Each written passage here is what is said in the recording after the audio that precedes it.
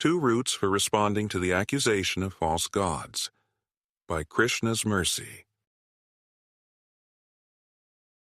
Iti te jnanam akyatam, guhyad guhyataram maya, vimrishetad asheshena, yatechasi tatha kuru. Quote, Thus I have explained to you the most confidential of all knowledge. Deliberate on this fully, and then do what you wish to do.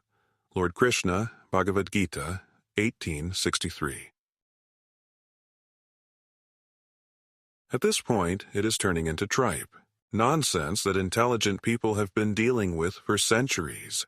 The ones who are actually backwards in their thinking, who have little to no intelligence at the foundation of their belief system, who were only recently at the lowest point in life from addiction to drugs and alcohol, suddenly feel brave enough to pass judgment upon others. They accuse you and me of worshiping gods who are false. We are following a tradition which is demonic in origin.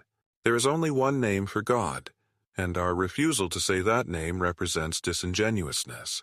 We are trying to fool people by referring to God only in the generic sense. There must be some sinister plot involved, but the accusers just haven't had enough time to identify it with certainty. How to respond to such blatant bigotry? It is a tough chore, considering the obvious lack of intelligence from the accusers. Any reasonable person would agree that it is easy to choose one book, one savior, and one religion, and then denounce all others as false. In the same way that we have equality in choices in the decisions that we make, there is equality in the arena of dogmatic insistence. Any person can claim that their book is the best, that their savior is the only way. If many people gather together and shout at each other using this method, does anyone actually benefit? 1. Sarcastic. The sarcastic response could be something like the following. Wow, I guess I really am a fool. This entire time I have been studying the difference between matter and spirit. I have been learning the steadiness of the individual as a viable force. There is this kind of energy which never dissipates, sort of like the electricity always staying on. I have been told that this vibrancy continues throughout the time continuum, which is actually billions of years. This vibrancy extends to different lifetimes across different species. In fact, there is an explanation for the variety in species, for why things change, and for why one factor always remains the same. Quote, The duration of the material universe is limited. It is manifested in cycles of kalpas.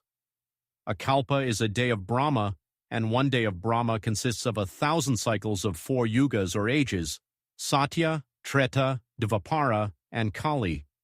Srila Prabhupada, Bhagavad-gita, 817 purport. I have been studying the effects of action and how the results might not manifest immediately. There is this kind of building of a chain if you assemble causes in their ascending priority. Once you reach the original cause for which there is no other cause, you have come upon divinity. Adrishtagunadoshanam adhruvanam tu karmanam, nantarin kriyantesham phalmishtam pravartate. Quote, Unseen and indefinite are the good and bad reactions of fruitive work, and without taking action, the desired fruits of such work cannot manifest. Lakshman speaking to Lord Rama, Valmiki Ramayana, Aranyakand, 66-16-17.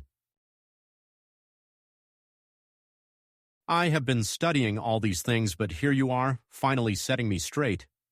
I had no idea any of this study was demonic in nature, but thanks to your brilliant presentation with your completely creative form of name-calling, I have to step back and reassess everything. To think that I would have been lost in contemplation, studying everything about the life experience, were it not for you rescuing me.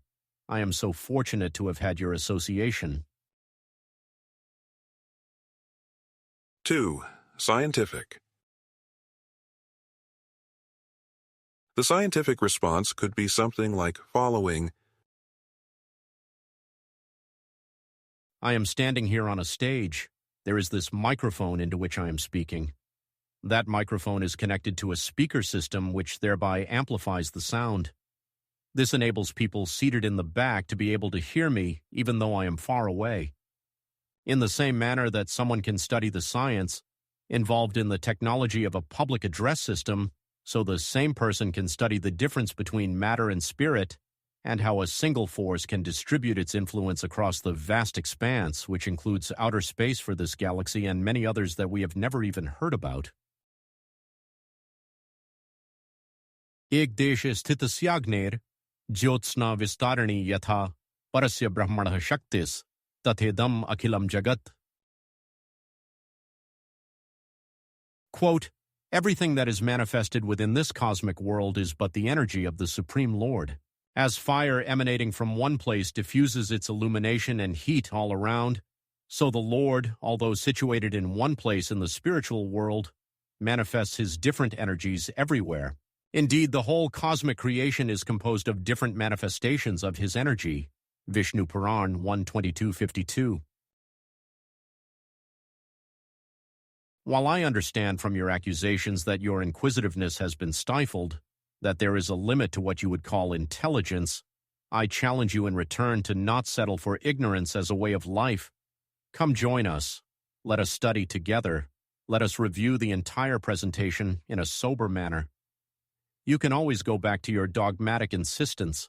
You can always return to blind allegiance later on, but at least see what options are available first.